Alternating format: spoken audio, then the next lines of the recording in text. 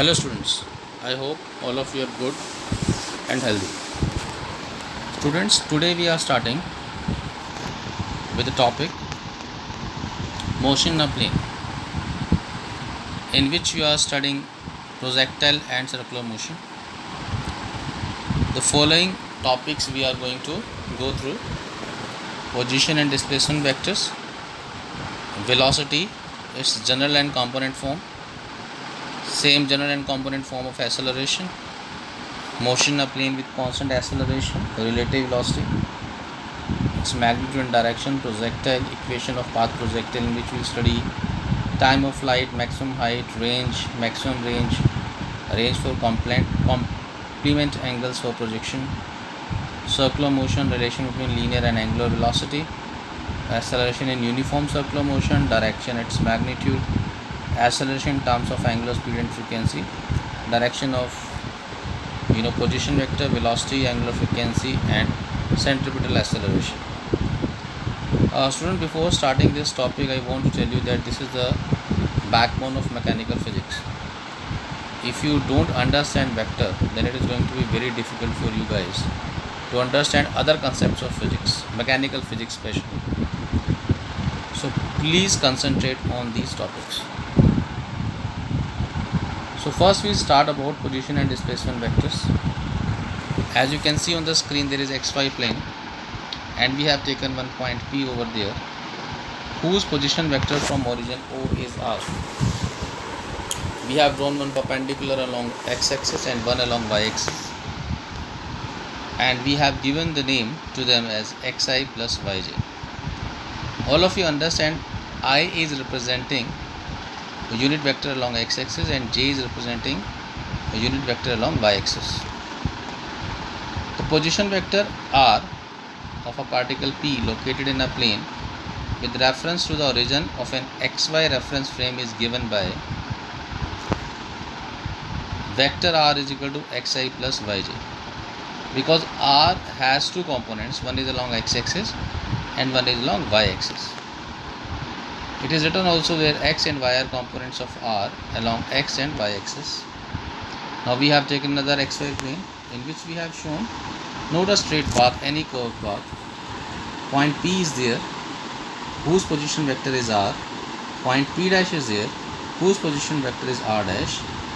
Now, displacement vector, that is a difference, that is the shortest path between P and P dash, we have taken as delta R. And we have drawn one projection perpendicular on x-axis from point P on y-axis also. Similarly from point P dash on x-axis and on y-axis also. And suppose the difference between the projection of P and P dash along x-axis del x, and same projection difference between P and P dash on y-axis del y. And this P to P dash, they have shown direction of V average, that is average velocity between them. Suppose if particle move from point P to P dash, then it will cover a small displacement which is del r. That's why it is the same direction of its average velocity also. It is written also, let the particle move through the curve from point P and at time t to P dash at time t dash. Then what we write, displacement vector as delta r is equal to r dash minus r. We can see that also according to triangle of vector addition, this value will come. It is directed from P to P dash as I told you earlier, or we can write delta r as what is the values of P along x and y axis in vector form was xi and yj, and similarly for r dash it was x dash I plus y dash j. So they have just written the values of position vector r dash and r in terms of xi, yj and x dash I, y dash j, as you can see that. Now if you solve, you will get delta xi plus delta yj, because x dash I minus xi will give you delta xi. Similarly y dash j minus yj will give you delta yj, and it is written also there, which I was telling to you right now. Now we talk about velocity. The average velocity VAV of particle is a ratio of displacement to the corresponding time interval. So we can write delta average as displacement vector delta r upon delta t. Delta r we have just calculated, it is delta xi plus delta yj by delta t. Now we can write is equal to delta x by delta ti plus delta y by delta tj. Now we know that delta x upon delta t will give you average velocity along x-axis, and delta y upon delta t will give you velocity along y-axis. The direction of v average is same as that of delta r. The instantaneous velocity is given by the limiting value of the average velocity as a time interval approaches 0, because when we take delta t tends to 0, this limited value will give me the instantaneous value. That means if delta x upon delta t we write as limit delta t tends to 0, this delta x upon delta t becomes dx by dt. Similarly, delta y upon delta t, if limit delta t tends to 0, becomes dy by dt, which is written here also. You can understand what I was telling to you. It is written same here, that limit delta t tends to 0, delta r upon delta t can be written as dr by dt. The meaning of limiting value is explained in motion in a straight line, which we have already done. The direction of velocity at any point on the path of an object is tangential to the path at that point and is in the direction of motion. Now velocity will write in component form also. Now we have one xy plane. Again you can see there is point P. Now you can see the velocity of this point P is v, which is making an angle theta along horizontal axis. It means it has one component along x-axis, which is vxi. Okay, we can make one triangle like this, which with another perpendicular axis will give me vyj. We can write v limit delta t tends to 0, delta r upon delta t, because velocity is rate of change of displacement. Here in place of displacement we have displacement vector. Now we can write like this, limit delta t tends to 0, delta r we have just done in the previous slides, which is delta x upon delta t along I-axis also, and delta y upon delta t along y-axis also. So we can segregate them after opening the bracket, and this limit delta t tends to 0, delta x upon delta t will give you dx by dt I. Similarly, limit delta t tends to 0, delta y upon delta t will give you dy by dt along j-axis. Or we can write in this format, vector v is equal to vxi plus vyj. It means this is giving me velocity along x-axis and velocity along y-axis also. Vx we have written vx upon dt, and vy we have written dy by dt. Now if you take the magnitude, it will be under root of v square x plus v square y. The direction of velocity v we always find with the help of tan theta. I told you when we are doing the vector, it is v by vx, or theta is equal to tan inverse of v by vx. Now acceleration, if we move, the average acceleration a of a particle is the ratio of the velocity to the corresponding time interval. Now we write average value of acceleration as delta v upon delta t. Average velocity you have written del r upon delta t. Average acceleration you write del v upon delta t. Now we just put the value of delta v here. It is del vxi plus vyj by delta t. It will be del vx upon delta ti plus del vy upon delta tj.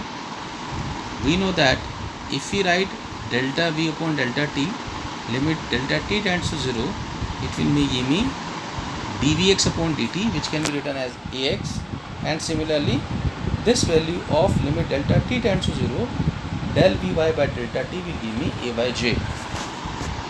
The instantaneous acceleration is given by the limiting value of the average acceleration as the time interval approaches 0. We have written here a limit delta t tends to 0, delta v upon delta t, or a is equal to dv by dt. The meaning of limiting value is explained in motion in a straight line. We have already done actually, that's why I have written here. In one dimensions, the velocity and the acceleration of an object are always along the same straight line, either in the same direction or in the opposite direction. However, for motion in 2 or 3 dimensions, they may have any angle between 0 degree and 180 degree between them. This point is very important. Please read it carefully again. Now acceleration component, if we form, we write a limit delta t tends to 0, delta v upon delta t. Same for delta v, we can split into vx and vi. So it will be delta vx upon delta ti plus delta vy over delta t j. Now we open the bracket and we get dvx upon dt upon I and dvy upon dt j. It will be further written as axi plus ayj, where ax is dvx upon dt, or it is a double differentiation of displacement, that is d square x by dt square. Same we go for ay, which is dv by dt, or d square y by dt square. So magnitude of acceleration, we can write magnitude of acceleration will be a square x plus a square y. The direction of acceleration will be again in the form of tan theta. It will be perpendicular upon base, that is ay by ax, or theta is tan inverse of ay by ax. Now motion in a plane with constant acceleration, if the body is moving in constant acceleration, so we have written that let the velocity of the object be v0 at time t is equal to 0 and v at time t, then a will be written as v minus v0 by t minus 0. That is, v0 is the velocity at time t0 and v is the velocity at time t. So we have written final minus initial velocity divided by final time minus initial time. So we can further write v minus v0 by t because initial time is 0, or v is equal to v0 plus at, or we can write v is equal to u plus at. So initial velocity we have taken as v0. In terms of components, vx is equal to v0 x plus axt, vy is equal to v0 y plus a by t. Now we write further, let the position vector of the object be r0 at time t is equal to 0 and r at time t. Then displacement is the product of average velocity and time interval. Therefore r minus r0 is equal to v plus v0 by 2 into t. This here written in the form of average value. Or we can write v as v is equal to u plus at. U we have taken v0, it will be v0 plus at, plus v0 was already there. So further it can be written as r minus r0 is equal to v0 t plus 1 by 2 at square. If you open the bracket and after solving all, we get the same value. Or r is equal to r0 plus v0 t plus half of a t square. This equation comes when the body is moving in a plane with constant acceleration, when acceleration we have taken as of constant value. In terms of component, we write x is equal to x0 plus v0 xt plus half axt square, and same we can write for along y axis also. Now we go to the relative velocity by vector algebra. When the velocity of an object is measured with respect to an object which is at rest or in motion, the velocity measured is known as relative velocity. Consider two objects A and B moving with velocity v and vb respectively. As we have seen in this way, VA is going in this way and VB is going in this way. To find the relative velocity of the object, say A with respect to B, the velocity minus VB is superimposed on the object B so as to bring it to rest. Because we are finding the relative velocity of object A with respect to the object B. Clear? Now for that what you do, you will take this minus velocity along velocity of point object B in negative direction and you will superimpose on the object B so that it can be taken as a body is at rest. You can see it is like this. Clear? Now initially it was, you can see it is this. Now we are superimposing and we are just bringing it to rest. So for that what we do, it will be in this form. It will be minus of VB. To nullify this effect, minus VB is superimposed on the object A also, like this. Clear? Now the resultant of VA and minus VB gives the relative velocity VAB of the object A with respect to the object B. Now what we do, we have taken the value of them. VAB in vector form will be written as VA minus VB. So mathematically, vector velocity of A with respect to B will be VA plus minus, we have taken in bracket, because when we open the bracket we will get VA minus VB only, or further it can be written as VAB is equal to VA minus VB.